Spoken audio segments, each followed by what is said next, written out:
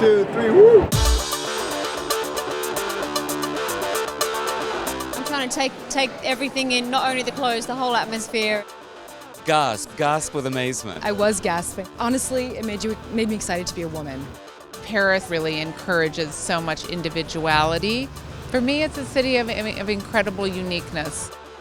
One of the big stories in Paris this week was pretty women in a drowned world.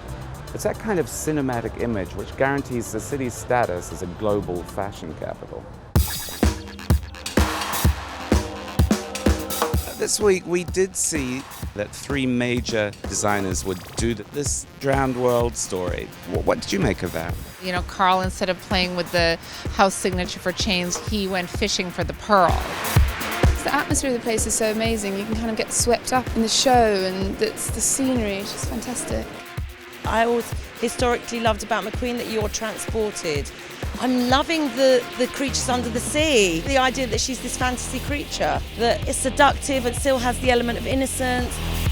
I'm very romantic and I want to have like the romantic side of me. And I say, okay, why not a love story between a surfer and a mermaid?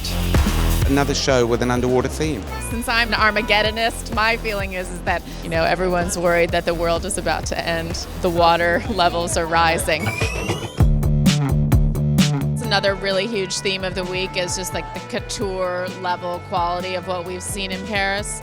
I mean, everything's very ladylike right now, and it is all these couture references and reminding people about what luxury is. I thought Balenciaga it actually made me say wow out loud at one point, and then I was really embarrassed because I thought maybe someone had heard me. I liked the fact that the belts were big, that there was a way of kind of holding it in. I always wanted to bring it back to more structure. It's kind of interesting. You feel that couture is a comment on chaos in a way. Yeah, we need that streamlined purity to keep us serene, I think. You know, everybody's talking about this 50s and 60s pretty dresses, but actually sort of Dior invented that look. We want to see a little bit more of a glamorous girl. We're kind of over that minimal moment. What's your response to that? It was a pretty witch. Miu Miu is all the time, you know, it's always sweet but with a bit of darkness. I have been known to be prone to sort of youthful sweetness, whether it's a dark version or a light version. Sweet, but sexy. Yeah, I mean, sweet in terms of prints, but if you take away the prints and look at the cut, it's the way it fits the body that I found it to be incredibly sexy.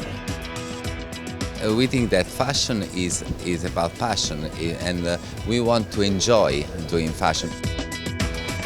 I think in Paris we actually saw collections that seem much less season-specific. I think that I'm one of the editors who doesn't really believe in trends anymore. It's just about great pieces on the runway.